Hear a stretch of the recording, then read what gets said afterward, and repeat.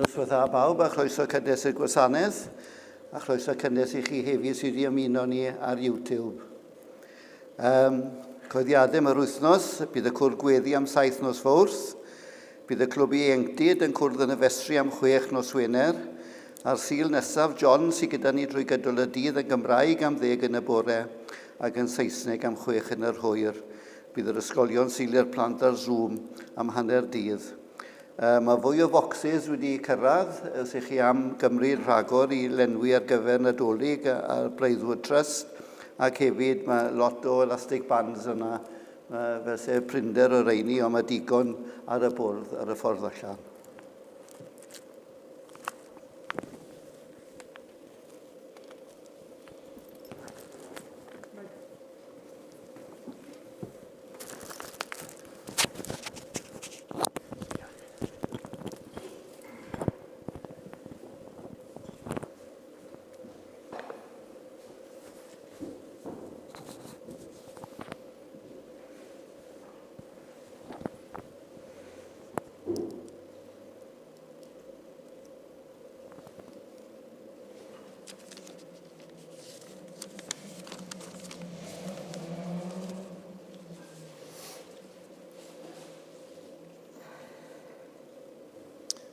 Wel, gawn ni droi nawr at Salm 149, un harwain i addoli.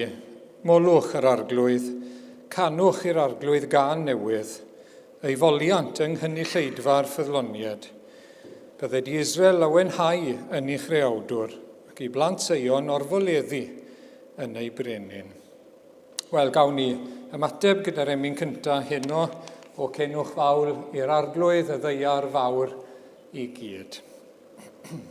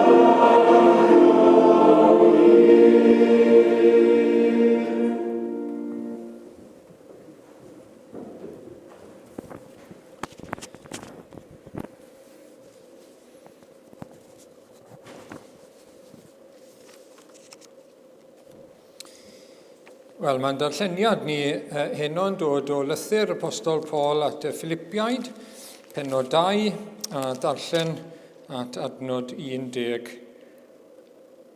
sydd gyda ni 18. Philippiaid, pennod 2, adnod 1 i 18.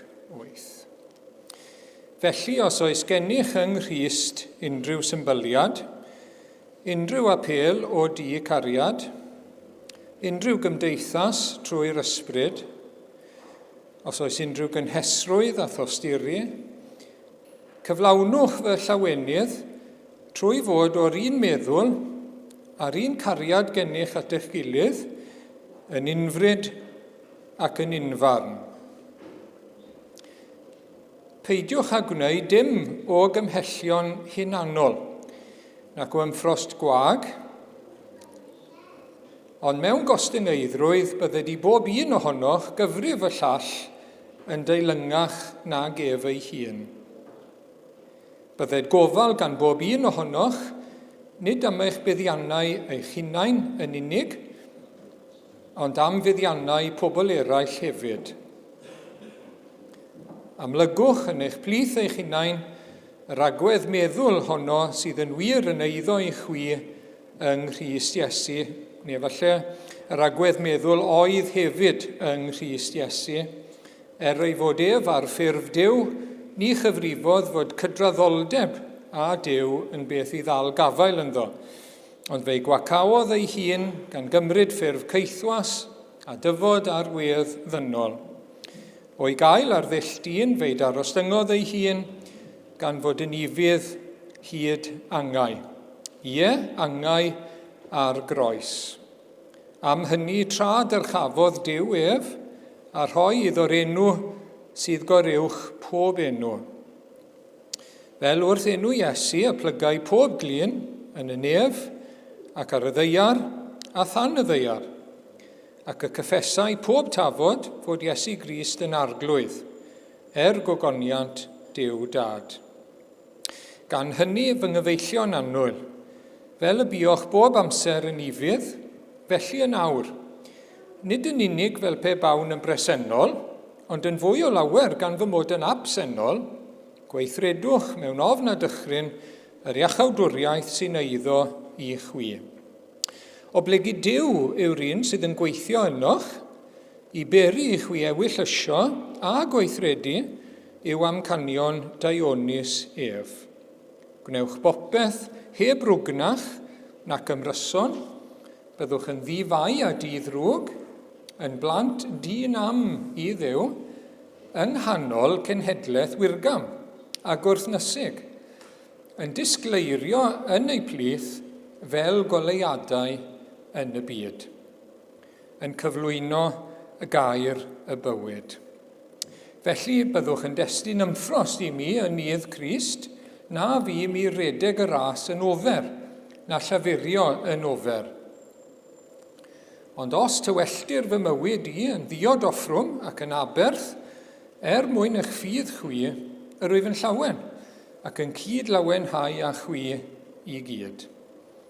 Yn yr un modd byddwch chwythau'n llawen, a chyd-lawenhewch a mi. Gyn ni'n diolch i'r arglwydd am ei air sanctaidd. Amen. Wel, gawn ni droi nawr at yr arglwydd mewn gweddi gyda'n gilydd, gawn ni weddio. I ni'n diolch yn fawr i ti o arglwydd ein Duw am y cyfle newydd o ddod ynghyd yn enw ac yn heiddiant ac yng nghyfiawnder yr arglwydd Iesu Grist. I ni'n dod ynghyd yn ei enw fe ac i ni'n dod nawr ger dy fron di yn ei enw ac yn ei heiddiant ef. Ac o arglwydd i ni'n dod eto heno i addoli di ac i geisio di. Ac o arglwydd wyt ti wedi dweud wrthon ni bore yma, os i ni'n dygeisio di, a'n holl galon y byddwn ni yn dy gael di. Ac o arglwydd i ni'n gwybod mai dim ond rhagflas i ni'n cael nawr, ond i ni'n gweddio am rhagflas o'r nef yma heno o arglwydd. Ein bod ni'n dod i dygeisio di a dybrofi di, a phrofi dy bresenoldeb gyda ni, a phrofi dy fod yn siarad â ni o arglwydd trwy'r gair sanctaidd. I ni wedi clywed bore yma am y llythyr sydd wedi ei ysgrifennu ato ni fel petai yn y Beibl. Ac o arglwydd, i ni'n gweddio heno, y byddi di trwy'r ysbryd glân yn siarad yn ei heno trwy y gair wyt ti wedi lefaru yn barod. Ac o arglwydd, i ni'n diolch i ti, dy fod ti'n dduw mawr a sanctaidd a glân. Ac o arglwydd, i ni'n diolch ac yn rhyfeddu bod ti'n siarad â ni o gwbl. Oherwydd bod ni wedi troi cefn yn ein pechod arna ti a mynd ein ffordd ein hunain. I ni'n rhyfeddu arglwydd, i ni'n diolch bod ti'n siarad â ni bob dydd. Ti'n siarad â ni trwy'r greadigaeth o'n cwmpas ni, sydd yn dweud yn glir am briodoleddau Duw, ei fawredd ef, ei allu fe, yn gweud yn blaen wrtho ni, nefoedd sydd yn datgan gogoniant Duw. Ond o arglwydd, i ni'n diolch bod ti wedi siarad yn fwy clir na hynny wedyn, trwy'r ysgrythyr lan, a thrwy dy fab yr arglwydd Iesu Grist. O arglwydd, i ni'n diolch i ti. I ni'n diolch dy fod ti wedi siarad, a trwy'r gair wyt ti'n siarad â ni nawr. Ac felly arglwydd, ni'n gweddio heno, y bydd y gair fel yr had na oedd Iesu'n sôn amdano fe, yn syrthio ar dir da yn ein calonnau ni. Bydd ein calonnau ni heno fel tir da, yn derbyn y gair, yn ystyried y gair o ddifri, ac yn peri bod e'n dwy'n ffrwyth wedyn ni yn ein bywyd.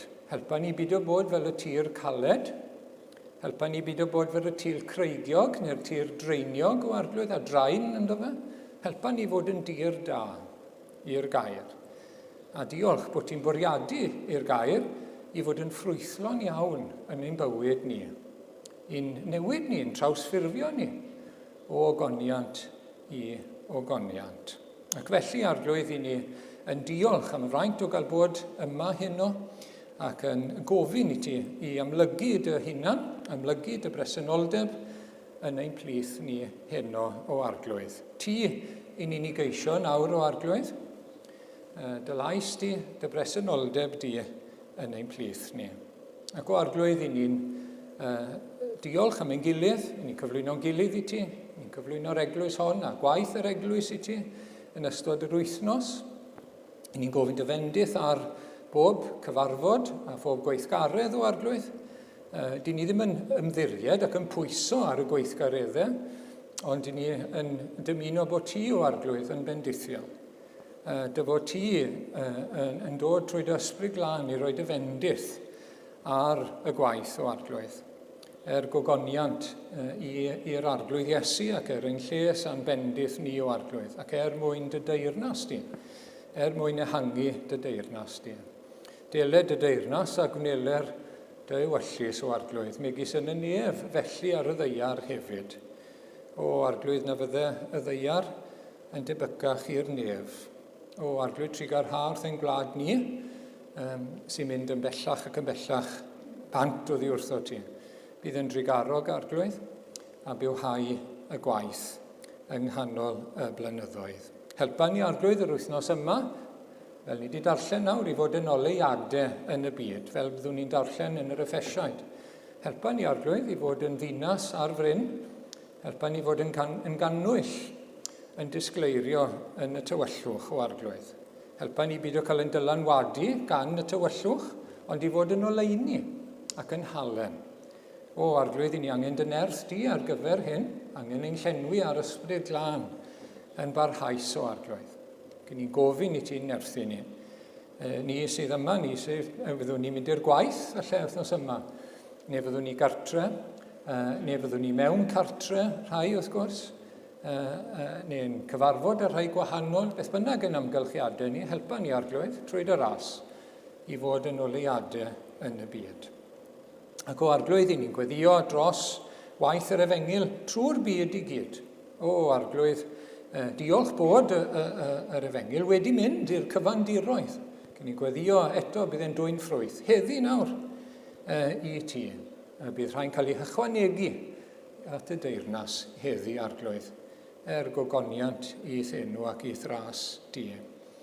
I ni'n gofyn I ti felly, i'n derbyn ni nawr, i'n harwain ni, ni'n gofyn I ti faddau ni, trwy Iesu Grist, ein ceidwad bendigedig, ar ei ben bo'r goron. Amen.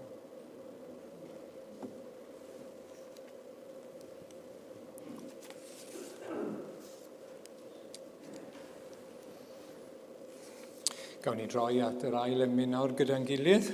Fy Iesu, ngwaredwr, arglwydd does neb fel ti, yn deilwng o'n wir o moliant I. Yr ail emyn.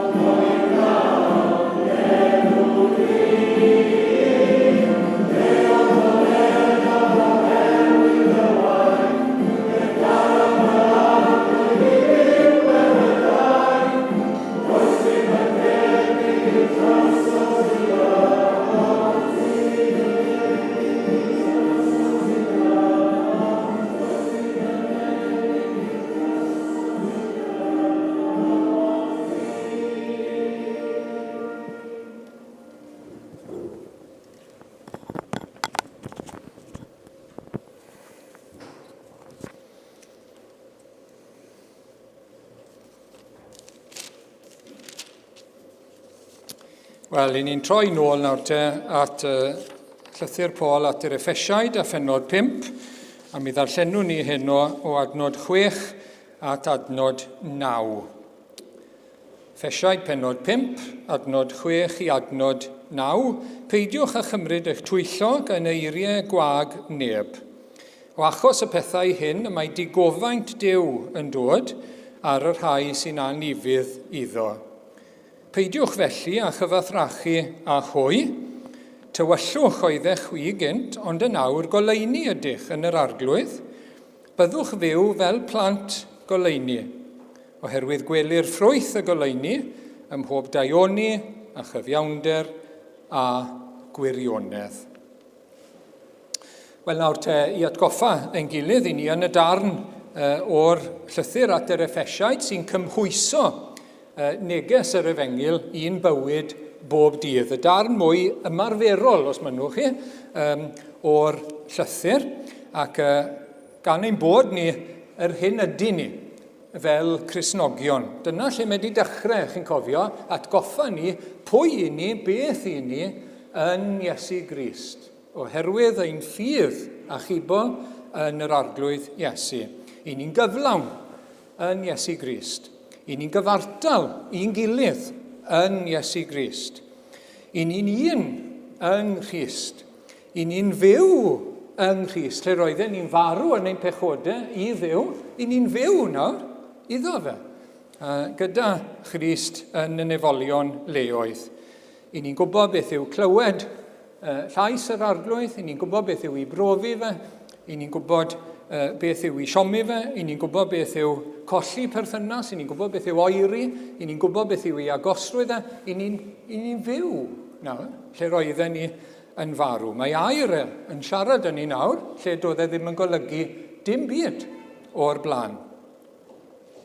I ni nawr, o fod yn bell, wedi dod yn agos trwy waed Crist. I ni nawr yn deml sanctaidd gyda'n gilydd. Ac mae corff y Cristion unigol yn deml i'r ysbryd glân. Mae'n trigo yno ni, Duw yno ni, trwy ei ysbryd glân. Felly, oherwydd hyn, mae'r Cristion i fyw bywyd, dim ond y Cristion cofiwch, gall neb arall, i fyw bywyd nawr wedi ei drawsffurfio. Transformed, wedi ei drawsffurfio. A mae hynny'n golygu, chi'n cofio ar sleid yma, ni wedi gweld sawl gwaith, y sleid cyntaf sydd gyda ni heno, roi heibio yr hen a gwisgo y newydd.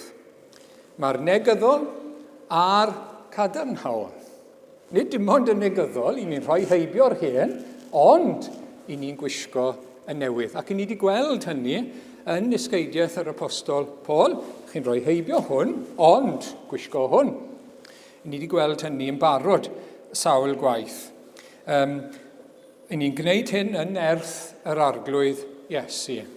I ni wedi clywed darlun arall wedyn, bod ni i fod i efelychu, i ni fod i gopio Duw ein tad a'r arglwydd Iesu Grist. Yna'r sleid nesaf te. I ni ar role models arbennig iawn.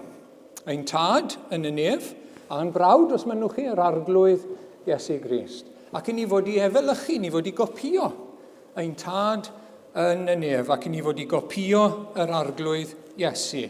Oherwydd cynllun Duw yw bod ni yn dod yn debyg i Iesu Grist. Mae'n hael wneud ni ar ddelw Iesu Grist. Dyna gynllun Duw ar gyfer i blant.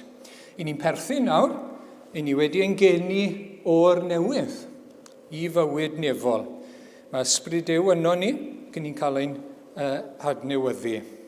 Felly, i ni fod i ddynwared, copio Duw, ei garedigrwydd, ei gariad tuag atom ni, ei sancteiddrwydd wrth gwrs. A wedyn yr arglwydd Iesu, dath nid yw wasanaethu, ond i wasanaethu. I fyddhau i'r arglwydd, a rhoi ei hunan yn llwyr. I ni i gopio ein brawd mawr, os gael roi fel yna. Ac wedyn ni wedi gweld bod dau beth yn gorfod mynd.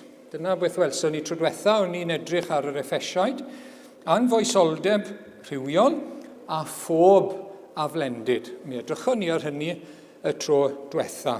Mae rhaid i hwnna i fynd. Achos gwyddwch, adnod 5, nad oes cyfran yn heyrnas Crist a Duw i neb sy'n glynu wrth ei pechod. Rhywun sy'n croesawu ei bechod, yn cyfiawnhau ei bechod, yn aros mewn pechod, does dim lle yn y deyrnas. A nawr mae yr apostol mynd mlaen, pidiwch a chymryd eich twyllo. Wnaethon ni sôn tyma bach am hyn y tro diwetha.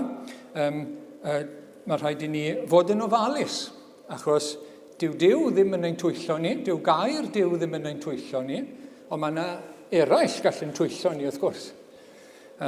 Mae ni fod yn ofalus, bod ni ddim yn cael ein twyllo, bod ni ddim yn aros yn y tywyllwch, ond bod ni'n cofio nawr bod ni'n perthyn i'r gwirionedd ac i'r goleuni fel plant Duw. I ni ddim yn perthyn i'r tywyllwch, i ni ddim, mae rhaid ni beidio cael ein twyllo, ond perthyn i'r gwirionedd a'r goleuni.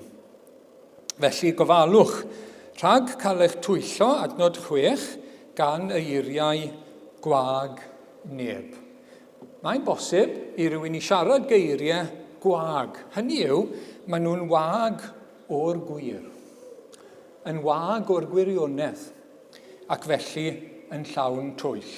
Ac wrth gwrs, y lle i ddechrau ydy geiriau Satan, geiriau y diafon. Ac i ni'n darllen hyn yn 1 Timotheus 2, dyma'r sleid nesaf. Diolch yn fawr, Geraint, oherwydd ac nid adda a dwyllwyd, y wraig oedd yr un a dwyllwyd a chwympo drwy hynny drosedd. Ond y pwynt yw, twyll oedd e.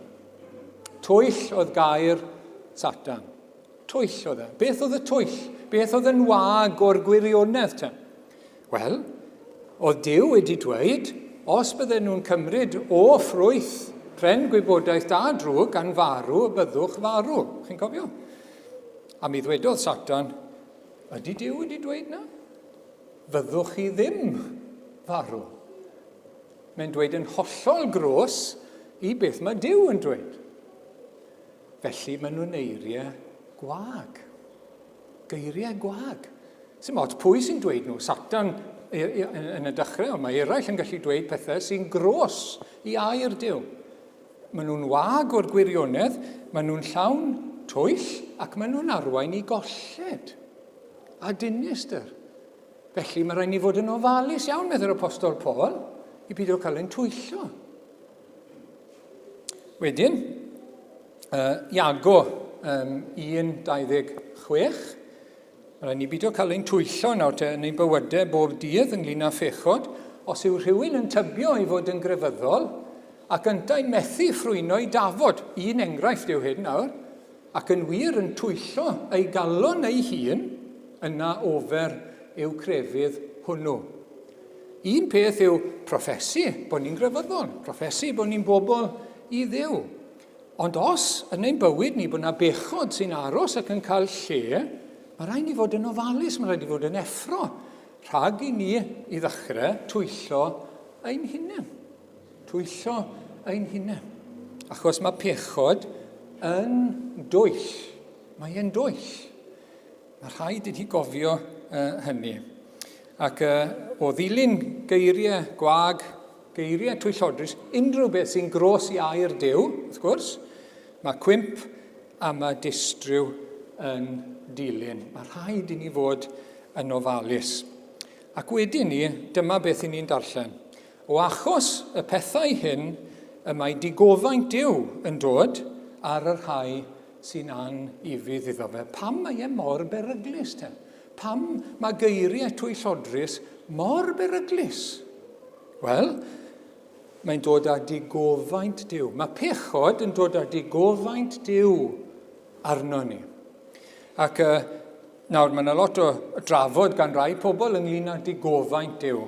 Llawer o bobl ddim yn hoffi'r gwirionedd ynglyn â digofaint Duw. Llawer o bobl yn gwadu hyd yn oed, bod e'n glir fan hyn, yn gwadu bod dylen ni feddwl am ddigofaint Duw, yn Saesneg, wrath yw e. A beth mae'n golygu ydy, casineb Duw, gwrthwynebiad Duw i bopeth drwg. Popeth drwg. Bydd bod e'n feddwl drwg, gair drwg, gweithred drwg. Popeth drwg, a fe sy'n dweud beth sy'n drwg, wrth gwrs. Ac mae'n hollol wrthwynebus i bopeth sydd yn ddrwg. Casineb dwys at bechod.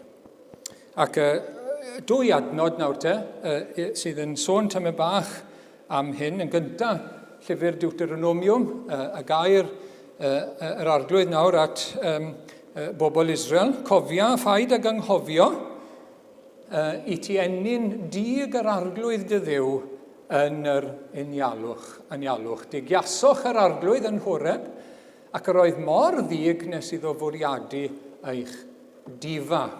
Beth wnaethon nhw? Wnaethon nhw adeiladu llo air ac addoli y llo air. Rhywbeth ffiaidd yng ngolwg Duw, rhywbeth sy'n neud y Duw anfeidrol yn fach, fel anifail. Beth allai bod yn fwy ffiaidd na hynny? Y Duw mawr, y Duw gogoneddu sy'n ni'n darllen amdano fe yn yr ystrythyr. Y Duw sanctaidd a glân, y Duw doeth a chariadus, y Duw trigarog a graslon, fel llo mas o fetal. Beth yw barn Duw am hynny? Mae e'n grac am hynny. Mae e'n wrthwynebus i hynny. Dyw e ddim yn gallu gwenu ar hynny. Dyw e ddim yn gallu bod yn hapus gyda hynny. Na di, dyw e ddim. Ac mae'n dangos hynny, a mae'n dangos i ddicter tuag atyn nhw. Ac mae nhw llawer yn marw oherwydd hynny. Ioan 3:36. Iesu Grist nawr te. Pwy bynnag sy'n credu yn y mab, y mae bywyd tragwyddol ganddo. Pwy bynnag sy'n annifydd i'r mab, ni wel fywyd, ond mae digofaint Duw yn aros arno fe. Os ych chi'n credu yn Iesu Grist, ych chi'n dod yn iawn gyda Duw. Dych chi ddim o dan ei ddigofaint, ni at hynny mewn munud nawr. Os ych chi'n gwrthod dod at Iesu Grist ac yn aros yn eich pechod, mae digofaint Duw yn aros. Aros uwch eich pen chi. Chi dan gwmwl, di. Pam mae'r efengyl mor bwysig? Pam mae'r gwaith o rhannu'r efengyl mor bwysig? Mae pobl dan ddigofaint Duw yn ei pechod. Gwrthwynebiad Duw i bechod. Ond y peth yw, chi'n gweld, dyw pechod ddim yn gallu bodoli mewn bybl yn rhywle. Na di, mae'n bodoli yn o'n ni. Na'r broblem. Mae'n bodoli mewn pobl. Ni sy'n pechu. Nawr, mae'r gwrthwynebiad Duw yn erbyn y drygioni, ond mae'n o'n ni, wrth gwrs. Mae'n rhan o'n ni, na'r broblem. Ac felly ni o dan ddigofaint Duw yn naturiol. Ond y pwynt cyntaf yw gwrthwynebiad Duw i bob peth sydd yn ddrwg ac yn aflan pob pechod. Nawr, mae hwnna'n beth da iawn. Mae hwnna'n rhywbeth dylen ni fod yn diolch i Dduw amdano fe. A dylen ni fod yn ei addoli fe amdano fe. Achos i fod yn lan. Does gyda ni ddim syniad mewn gwirionedd pa mor sensitif yw calon Duw i ddrygioni. Pa mor lan yw e, pa mor sanctaidd yw e mewn gwirionedd. Does gyda ni ddim syniad, ond dyna mae'r Beibl yn dweud wrtho ni. Sut Duw fyse gyda ni, tase fe'n wahanol? Un yn hoffi drwg? Un yn hoffi pechod? Beth sydd yn anghywir? Beth hyd yn oed i ni yn gallu gweld? Hyd yn oed dynion yn gyffredinol i ryw raddau'n gallu gweld bod pethau drwg yn ddrwg ac yn beryglus a bod yna bethau da. Lle fydden ni sydd Duw ddim yn casau pob drygioni a bydde ddim ots dy fe. Ddim ots dy fe o gwbl. Bydde fe ddim yn deilwng o fod yn Dduw, bydde fe ddim gwerth i addoli, neu geisio, neu adnabod, neu gael wrth gwrs. Mae yna broffwydoliaeth am Iesu Grist yn cael ei ddyfynnu yn Hebreaid.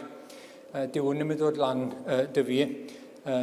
Fel un sydd yn caru cyfiawnder ac yn casau anghyfraith. Caru cyfiawnder, casau anghyfraith.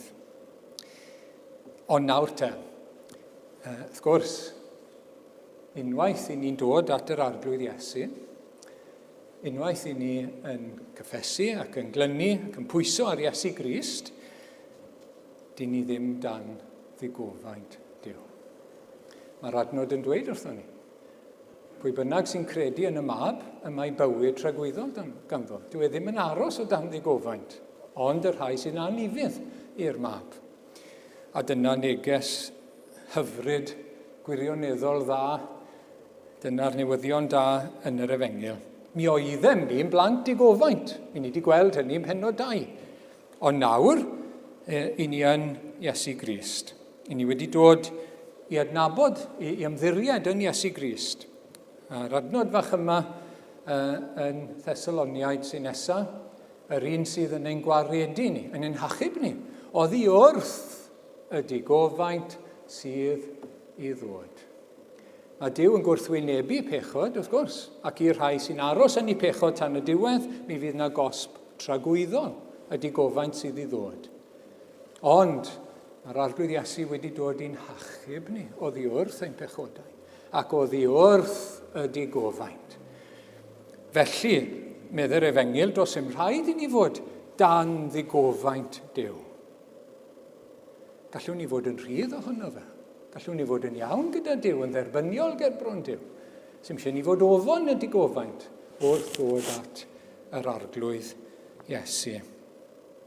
Oherwydd, wrth gwrs, bod Iesu Grist wedi cymryd, wedi wynebu digofaint Dyw ar ein rhan ni, yn ein lle ni, ein mwyn ni, a'r groes Calfaria. Unwaith eto, chi'n gweld, dyw pechod ddim yn bodoli mewn bybl. Gallwch chi ddim dangos pechod i rywun, ond gweithred, neu meddwl, neu gair, neu beth bynnag yw e. Mae rhywun yn ei wneud mewn hlwm wrth bobl a pherson.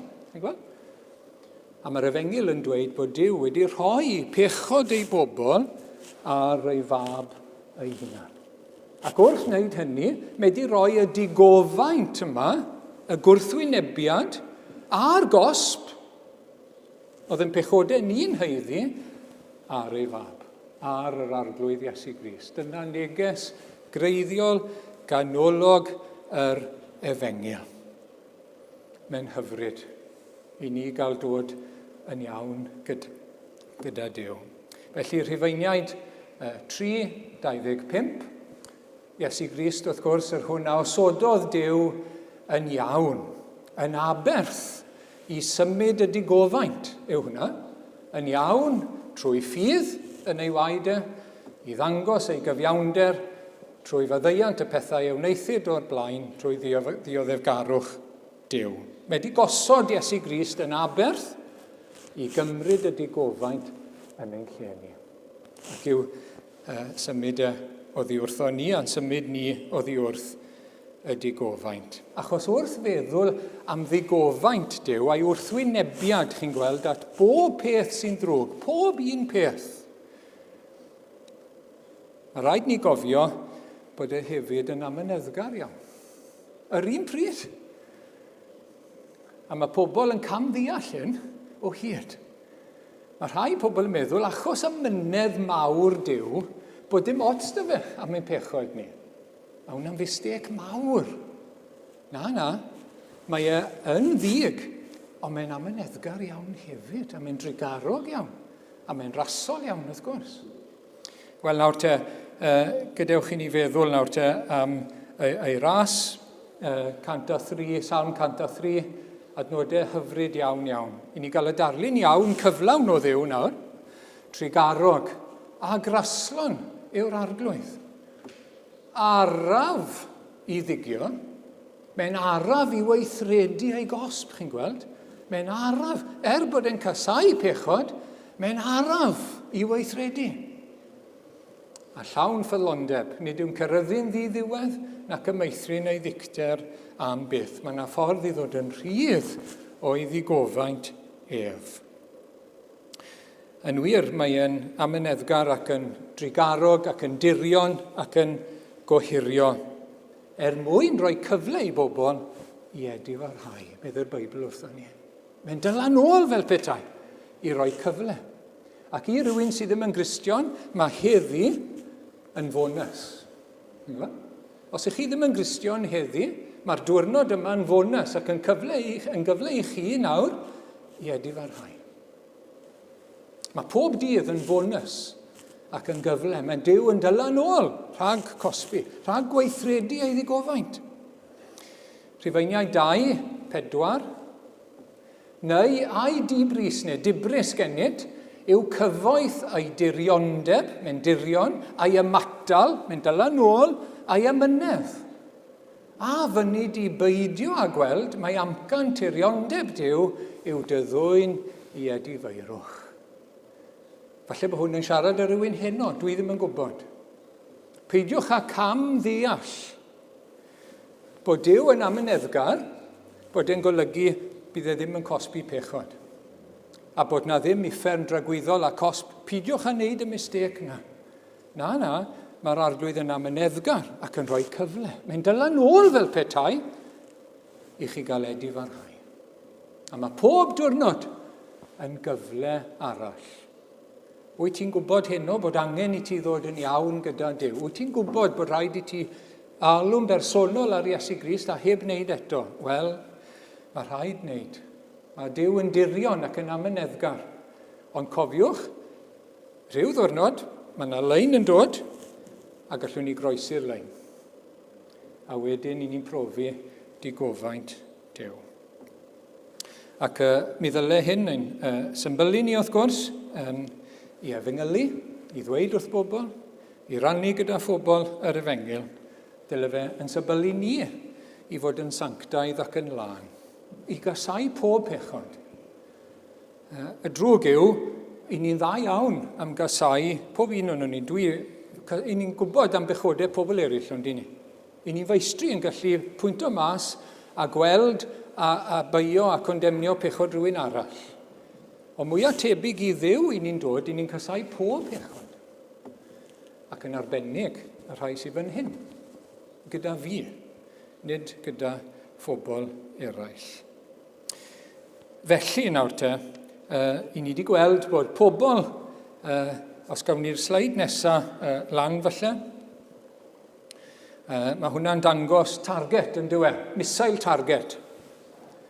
A un darlun yw hwnna, dath i'n feddwl i falle bod yn help, falle bod e ddim. Misail target, achos fyna mae awyren y gelyn, chi'n gweld? Awyren y gelyn yw hwnna, sydd yn ymladd yn ein herbyn ni. Ac awyren y gelyn, wrth gwrs, yw pechod, gelyn Duw, awyren Satan. Mae pawb sydd yn ei bechod, mae'r target fyna o'i gwmpas. A mae'r Beibl yn dweud, mae rhaid chi ffoi. Ffoi at Iesu Grist, achos mae'r target arnoch chi yn barod. Mae cosb am bechod, mae yna target. Ond does dim rhaid iddo fe fod. Gallwn ni ddod at Iesu Grist. Gallwn ni ddod yn rhydd, achos mae Duw wedi saethu ei fab ei hunan, wrth gwrs, dros bechodau ei bobl. Felly, i symud ymlaen, mae hyn yn dweud wrtho ni nawr, gallwn ni ddim chwarae gyda phechod, fel Cristnogion. Gallwn ni ddim chwarae gyda fe, nid rhywbeth bach yw e, achos mae gwrthwynebiad, mae digofaint Duw arno fe. Ac i ni nawr, sydd wedi dod i gredu yn Iesu Grist mwyn dod yn rhydd ohono fe, mwyn dod yn iawn gyda Duw, dylen ni ddim bod yn chwarae gyda fe o gwbl, nac yn bartneriad i rai sydd ar lwybr pechod, chi'n gweld? Ewn ni esbonio beth yw ystyr hynny nawr. Adnod 7 nawr te, peidiwch felly a chyfathrachu a hwy. Peidiwch a chyfathrachu a hwy. Dyn ni'n mynd defnyddio'r gair cyfathrachu yn aml. Nawr, wrth gwrs, peidiwch a fod yn bartneriad i'r rhai sy'n byw ar lwybr pechod. Peidiwch a gymuno gyda nhw ar y llwybr yna. Dyw hwn ddim yn golygu, peidiwch a siarad â neb sydd ddim yn Gristion, peidiwch a wneud dim byd a rhywun sydd ddim yn credu yn Iesu Grist. Na. Dim dyna mewn feddwl. Fe hwnna'n gamgymeriad mawr, oedd y Corinthiaid wedi camddeall hynny mewn un man. Na, di ni ddim yn dilyn yr un trywydd yno. Di ni ddim yn dilyn llwybr pechod. Falle bod rhywun yn heili, falle bod rhywun ar bwys, falle bod rhywun wy'n abod yn dda, yn byw bywyd pechadurus. Mae'n dal heb gredu yn Iesu Grist, mae'n dal heb ddod yn iawn, dal heb edifarhau. A falle bod e'n hif iawn, falle bod e'n siŵr bod e'n iawn, a dim ots da fe, neu beth bynnag. Beth wy fod i'n neud? Pido siarad y fe, anwybyddu fe. Na. Ond dyn ni'n cytuno, dyn ni'n mynd ar yr un llwybr. I ni fod yn halen ac yn oleini, medde'r apostol Paul fan hyn. I ni fod yn oleini iddyn nhw. I ni ddim i fod i fynd a gafel yn eu llaw nhw, neu gadael iddyn nhw afel yn ein llaw ni, i fynd ar yr un trywydd. I ymuno yn yr un pechodau. Na, dim o gwbl. Dim o gwbl. Oherwydd i ni wedi cefnu ar y tywyllwch. I ni wedi cael yn cymryd o'r tywyllwch i'r goleuni.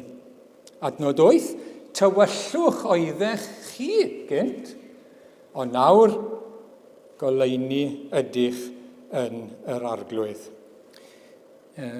Buodd amser pan oedden ni yn dywyll iawn mewn tywyllwch. Oedden ni'n ddall, medde'r apostol Paul. Chi'n cofio beth oedd e'n gweud ym Mhennod 8? Am bobl sydd heb gredu eto oherwydd tywyllwch sydd yn ei deall. Maen nhw'n ddiarth i'r bywyd sydd o Dduw, achos yr anwybodaeth maent yn ei choleddu a'r styfnigrwydd sydd yn ei calonnau. Maen nhw mewn tywyllwch. Maen nhw'n ddall yn ysbrydol. Maen nhw'n ddall i ddaioni a gogoniant yw, yn ddall iddyn nhw eu hunain, yn ddall i'w hangen. Maen nhw yn y tywyllwch, yn gweld? Yn dal i fod. A dyma'r peth, mae pobl o'n cwmpas ni'n bob man heddi nawr. Maen nhw yn y tywyllwch. Maen nhw'n ddall yn ysbrydol. A nid mater o berswadio nhw, nid mater, mae rhaid i ni dystio, mae rhaid i ni fod yn oleini, ond mae angen, wrth gwrs, gwirth. Mae angen gwirth ysbrydol i agor y llyged yna. Y llyged ysbrydol. Ac trwy gyflwyno'r Efengyl, mae Duw yn neud y wirth. Ac i ni'n gweddio bydd yn neud e o hyd ac o hyd ac o hyd. Dyna sydd wedi digwydd i ni. Oedden ni'r un mor ddall â nhw. Gwmws yn beth. A trwy ras mae wedi agor ein llyged ni. Dim ond trwy ras mae wedi agor ein llyged ni. Ac chi'n cofio efallai bod yr arglwydd ar y ffordd i Damascus, pan oedd Saul ar y ffordd i Damascus, wedi galw Paul i fod yn was iddo fe nawr, i fynd ar Efengyl, i agor llyged pobl. A troi nhw o dywyllwch i oleuni. O feddiant Satan at Dduw. Dyna waith yr Efengyl. Nid Paul oedd yn neud wrth gwrs, ond trwy gyflwyno'r Efengyl, a'r ysbryd glân ar waith, dyna oedd yn digwydd. Mi oedden ni yn y tywyllwch, nawr goleuni ydych nawr. Na chi waniaeth rhwng tywyllwch a y goleuni. I ni wedi cael agor ein llyged. Mae person dall yng nghanol goleuni trwy'r amser. Mae pobl o'i gwmpas a pobl yn siarad efo. Mae'n gallu sefyll rwle a falle bod machlud hyfryd o'i flaen Mae yna. Ond dyw e ddim yn ei weld achos bod e'n ddall. Dyw e ddim yn ei weld Ond wedyn ni, pan mae'n cael agor ei lyged, na waniaeth, mae'n gallu gweld beth sydd yna. Mae'n gallu gweld. Beth i ni'n gweld I ni nawr yn oleini, ni wedi cael ein goleio, ni wedi cael agor ein llyged ni trwy ras Duw. Beth i ni wedi gweld? Y peth cyntaf i ni wedi gweld yw ein pechod ein hunain, ein hangen ein hunain. Gwaith yr ysbryd glân yw argyhoeddi o bechod, o gyfiawnder ac o farn. 1 Iowan nawr te. Os dywedwn ein bod yn ddibechod, yr ydym yn ein twyllo ein hunain. I ni mewn twyll, ac nid yw'r gwirionedd yno. I ni yn y tywyllwch, wrth gwrs. Os caffeswyd ein pechodau, mae ef yn ffyddlon ac yn gyfiawn, ac fe fyddeia i ni yn pechodau, yn glanhau o bob anghyfiawnder. Felly, y peth cyntaf, mae'r rhodion y goleuni, meddai Iowan, yn golygu caffesu ein pechodau. Bod ni'n rhodion y goleuni, bod ni'n croesawu goleuni Duw, bod ni'n croesawu beth mae gair Duw yn dweud amdano ni a ni'n cytuno. Bod ni ddim yn ymladd nôl, bod ni ddim yn cyfiawnhau yn hunain, bod ni'n cytuno. Gymaint ni'n gallu gweld ar y pryd o'n pechod, wrth gwrs. Ni'n gweld popeth. Ni'n dod i weld llawer ar ôl dod i gredu. Ond i ni'n cytuno. Mae'r goleini'n dod mewn ac i ni'n ei dderbyn yna. Ond wrth gwrs, nid dim ond hynny mae'r ysbryd glân yn wneud. Mae hwnna'n rhan o waith yr ysbryd glân yw ein argyhoeddi ni, dangos rhywbeth, ond wedyn ni mae'n dangos Iesu Grist i ni, wrth gwrs. Dwi ddim gwerth dangos i rywun ei fod yn bechadur ac yn golledig os nag oes gobaith iddo fe. Satan sy'n neud na. Dyna fel mae Satan yn gweithio. Mae'n gweud wrthoch chi pa mor wael i chi, a mae'n gweud bod hi'n rhy hwyr. As dim gobaith i chi. Satan yw na, fe sy'n temtio ni i bechod, a fe sy'n condemnio ni wedyn a gweud bod dim chans i ni. Mae'r ysbryd glân yn wahanol. Mae'r ysbryd glân yn dangos ein pechod, ond mae'n dangos Iesu Grist. Bod na feddyg i gael. Un pechod ni. Bod na ffordd i gael yn glanhau, bod na ffynon i gael. I gael yn golchi'n lan a dod yn iawn gyda Duw. Neu fel arall, 2 Corinthiaid 4, oherwydd y Duw a ddywedodd llewyrched goleini o'r tywyllwch pan oedd e'n creu y byd, a lewyrchodd yn ein calonnau ni te. Ffordd arall nawr te, mae goleini wedi dod i'n calonnau ni, i roi i ni oleini'r wybodaeth am ogoniant Duw yn wyneb Iesu Grist. Pan mae'r goleini'n dod mewn, ni'n gweld rhywbeth o'n hangen ni, ond yn bwysicach na hynny. Bod hynny'n bwysig, mae gweld Iesu Grist. Bod na geidwad i'r colledig. Bod na feddyg i'r gwywedig rai. Bod na un sy'n caru maddau i bechaduried mawr ei bai. Mae e'n dwlu trigarhau. Mae e'n dwlu glanhau pechadur. Neu waith neu speciality fe, yr arglwydd Iesu. Dyna pam wedi dod i'r byd i fod yn waredwr i ni. Mae'n gallu achub hyd yr eitha, y pechaduriaid mwyaf. Sneb yn rhy ddwfwn, sneb di mynd yn rhy bell. Na dyw e ddim yn gallu estyn ato fe a'i godi fe, a dod â fe i mewn i'w fynwes ac at fynwes Duw. Goleini ar Iesu Grist. Mae'n bwysig bod chi'n gweld rhywbeth o'ch pechod, os ych chi ddim wedi gweld o'r blaen. Mae'n wir. A di gofaint yw, a pa mor beryglus yw e. Ond wedyn mae eisiau gweld Iesu. Mae eisiau gweld pwy mae Duw wedi rhoi i'n hachub ni a'n glanhau ni. A dod â ni o'n picil, ac o'n pechod, ac o fod o dan gwmwl, ac fel target i ddigofaint Duw. Ac wrth gwrs mae'r goleini yma yn wyneb Iesu Grist yn dod â bywyd i ni, yn dod â llawenydd i ni.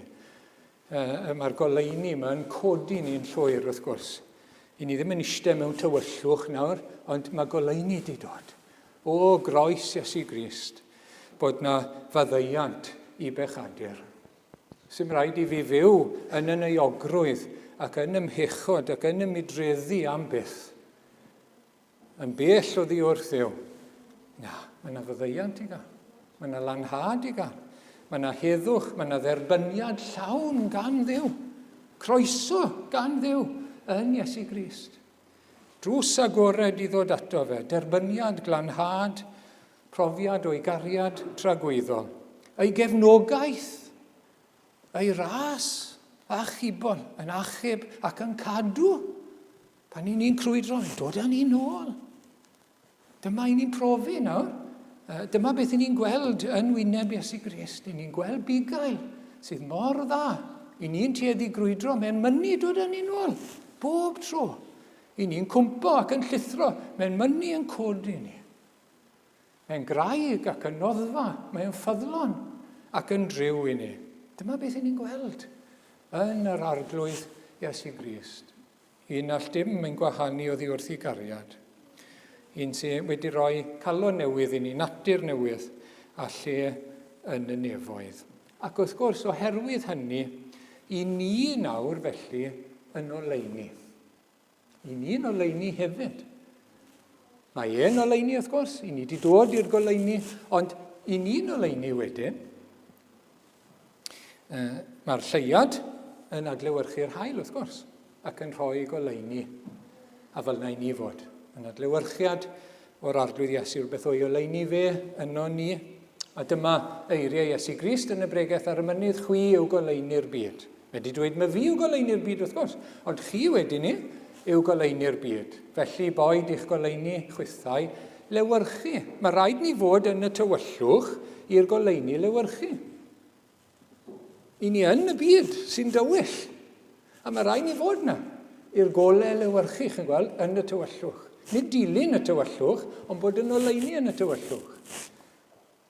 Boed i'ch goleini chwythau lewyrchu ger bron eraill yn ein bywyd sanctaidd, mwyn iddynt weld eich gweithredoedd da chwi, a nid eich gogoneddu chi, sylwch, a gogoneddu eich tad, hwn sydd yn y nefoedd. Gweld bod rhywbeth o ddiw, bod yna rhywbeth genuine, bod ni'n blant Duw, oherwydd y ffordd i ni yn byw. Ac wedyn ni, mae ffrwyth yn dod, meddwl gorffen gyda hyn nawr, gwelir ffrwyth y goleini ym mhob daioni, cyfiawnder a gwirionedd. Dyma'r ffrwyth bod goleini Duw yn dod mewn i'n bywyd ni. Nid tynnu nôl i'r tywyllwch, ond bywyd o ddaioni, cyfiawnder a gwirionedd. Hynny yw bywyd o ddilyn beth sy'n dda a beth sy'n iawn. Dyna beth yw y cyfiawnder yma. Beth sy'n dda, beth sy'n iawn yng ngolwg Duw. Beth mae e'n dweud wrthon ni sy'n dda ac yn iawn yn ei air, wrth gwrs. Siarad yn ni, trwy'r llythyr fel glywson ni bore yma. A mae daioni, wrth gwrs, yn gros i ddrygio ni, popeth sy'n unol ag ewyllus Duw. Popeth sy'n ei blesio fe, popeth sy'n ni'n darllen yn y gair, popeth sy'n ni'n darllen yn y gorchmynion, y gorchymyn, wrth gwrs. Blesio fe'n fawr iawn, ac yn ni'n awyddus i gadw a'i orchmynion, i ddiolch iddo fe, i ddangos bod ni'n ei garu fe. Chi'n gweld? Dyma ffrwyth goleini nawr yn ein bywyd ni. Gorchmynion eraill Iesu Grist, i ni garu ein gilydd, i ni garu ein gelynion, i ni aros yn Iesu Grist, i ni fynd i'r holl fyd a phregethur efengel. I ni wedi cael gorchmynion eraill gan yr arglwydd yn dyn ni. Ac daioni ac unionder, beth sy'n dda a beth sy'n iawn yng ngolwg Duw. Ffrwyth goleini Duw yn ein bywyd ni. Gadewch ni weddio am y ffrwyth yma. Gadewch ni weddio i gael ein llenwi ar ysbryd glân, fel bod y goleini yn dod â'i ffrwyth yn ein bywyd ni. Bod ni'n rhodio yn y goleini, wrth gwrs, o hyd, bod ni ddim yn cwato dim byd. Bod dim lle i bechod na thwyll yn ein bywydau ni. Ac wedyn ni gwirionedd, wrth gwrs, beth sydd yn real yw'r gwirionedd. Nid yn gymaint gwirionedd y gair fel petai, ond gwirionedd integrity, reality. Rhywbeth gallwch chi ddibynnu arno fe. Nid rhywbeth sydd yn ffals, nid rhywbeth sydd yn arwynebol, nid rhagryth, ond rhywbeth go iawn, genuine. Gwirionedd, reality. Ffrwyth goleini Duw yn ein bywydau ni. Wel, ni'n diolch i'r arglwydd am ei air heno. Diolch bod e'n Dduw sydd yn ddig wrth bechod. Bod e'n casau pechod. Yn berffaith. Diolch am hynny. Diolch bod y digofaint i cael ei roi ar Iesu Grist. A bod ni, os i ni yng Nghrist, ddim o dan i ddigofaint heno. Os ydych chi dal heb ddod at Iesu Grist, dewch heddi. Dewch nawr. Galwch ar yr arglwydd heno i fod yn geidwad yn waredwr i chi ac yn arglwydd i chi. I beidio bod o dan i ddigofaint. Mae gosbe yn dod i'r rhai sy'n aros yn eu pechodau. A mae rhaid i ni ddweud, mae rhaid i ni rybuddio pobl wrth gwrs ac eisiau eu helpu nhw. Diolch trwy ras Duw bod wedi agor ein llyged a bod goleini wedi dod. Arno ni'n hunain, i ryw raddau, ni wedi gweld rhywbeth o'n hunain, ond yn arbennig ar Iesu Grist. Ein ceidwad a fi farw droson ni. Yr un sydd wedi marw atgyfodi, mynd i'r nef i baratoi lle. Yr un does dim methu yn agos iddo fe. A mae'n gobaith ni ynddo fe. Yr un sydd wedi mynd i baratoi lle i ni. Cyn ni'n gweddio bydd ffrwyth y goleini yna yn ein bywydau ni, yn fwy a mwy, gogoniant i'w enw. Amen.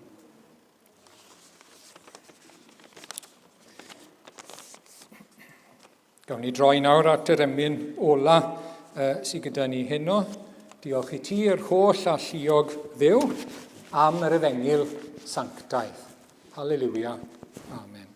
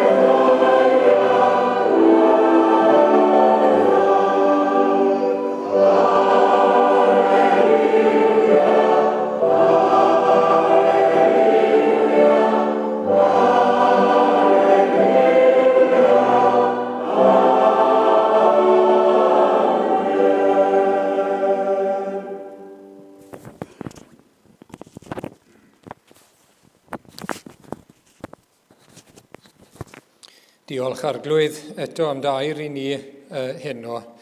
I ni'n daddoli di o Arglwydd ein Duw, dy fod ti mor lan ac mor sanctaidd.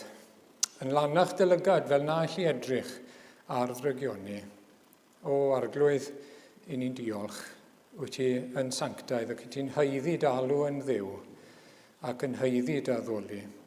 Ac o Arglwydd, i ni'n diolch wedyn ni bod y ddigofaint i wedi dod ar Iesu Grist yn ein lle ni. Bod e'n fodlon i hynny wrth gwrs, bod y cyfan di drefnu, bod e'n dod fel oen i'r lladdfa i gymryd cosb ein heddwch ni arno fe ei hunan. A thrwy eglwysiau bod ni'n cael iachad. I ni mor ddiolchgar hyn o Arglwydd, bod ni ddim o dan dy ddigofaint di, bod ni ddim o dan dy wrthwynebiad di, ond bod ti gyda ni. Bod ti o'n plaid ni yn Iesu Grist. Bod ti'n ein gwylio ni, bod ti'n ein caru ni, bod ti'n ein codi ni, bod ti'n ein tynnu ni nôl, bod ti'n ein cadw ni rhag gymaint o ddrygioni. Diolch Arglwydd. Diolch i ti. Ac o Arglwydd, i ni eisiau bod yn fwy tebyg i ti. I ni eisiau Arglwydd bod pechod bod ni'n adweithio yn erbyn pechod. A nid yn ei fwynhau ac yn ei gadw fe ac yn glynu wrtho fe. Helpa ni Arglwydd os gweli di'n dda. Diolch am ein goleuo ni trwy'r Efengil. Diolch am waith yr Ysbryd Glân yn dod â goleuni i mewn. Dall fydden ni o hyd o'n i bain dan o ti, Arglwydd. Diolch, Arglwydd. Helpa ni nawr, helpa ni wythnos yma i fod yn oliadau yn y byd, yn halen ac yn oleuni yn y tywyllwch. Derbyn ein diolch, derbyn y clod a'r gogoniant. Yn enw Iesu Grist. Amen.